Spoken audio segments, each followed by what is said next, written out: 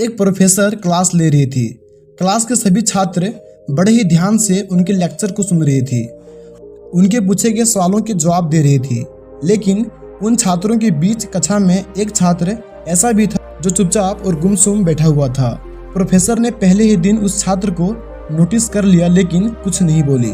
लेकिन जब 3 से 4 दिन ऐसा ही चला तो उन्होंने उस छात्र को क्लास के बाद अपने केबिन में बुलवाया और पूछा, तुम हर समय उदास रहते हो, क्लास में अकेले और चुपचाप बैठे रहते हो, लेक्चर पर भी ध्यान नहीं देते, क्या बात है, कुछ परेशानी है क्या? सर, वो छात्र कुछ हिचकिच करते हुए बोला, मेरे अतीत में कुछ ऐसा हुआ है जिसकी वजह से मैं परेशान रहता हूँ, समझ नहीं आता क्या करूँ।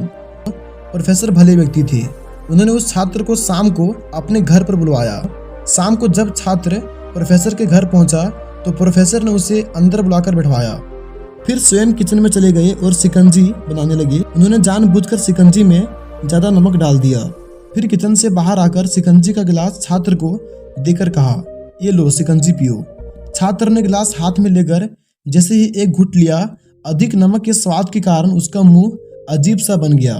यह देखकर प्रोफेसर ने पूछा, क्या हुआ, शिकंजी पसंद नहीं आई? नहीं सर, ऐसी बात नहीं है, बस शिकंजी में नमक थोड़ा ज्यादा है। छात्र बोला, अरे अब तो ये बेकार हो गया, लाओ गिलास दो, मैं इसे फेंक के आता हूँ। प्रोफेसर ने छात्र से गिलास लेने के लिए अपना हाथ बढ़ाया लेकिन छात्र ने मना करते हुए कहा, नहीं सर, बस नमक ही ज्यादा है, थोड़ी चीनी मिलाएंगे तो स्वाद ठीक हो जाएगा। यह बात सुनकर प्रोफेसर गंभीर हो गए और बोले, सही कहा तुमने, अब इसे समझ भी जाओ। ये शिकंजी तुम्हारी जिंदगी है, इसमें घुला अधिक नमक तुम्हारे अतीत के बुरे अनुभव हैं।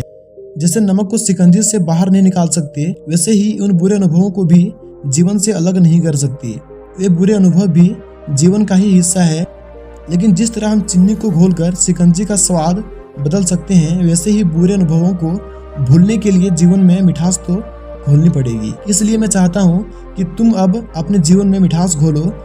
प्रोफेसर की बात छात्र समझ गया और उसने निश्चय किया कि अब वो बीती हुई बातों से परेशान नहीं होगा। साथियों, जीवन में अक्सर हम अतीत की बुरी आदतों और अनुभवों को याद कर दुखी होते रहते हैं।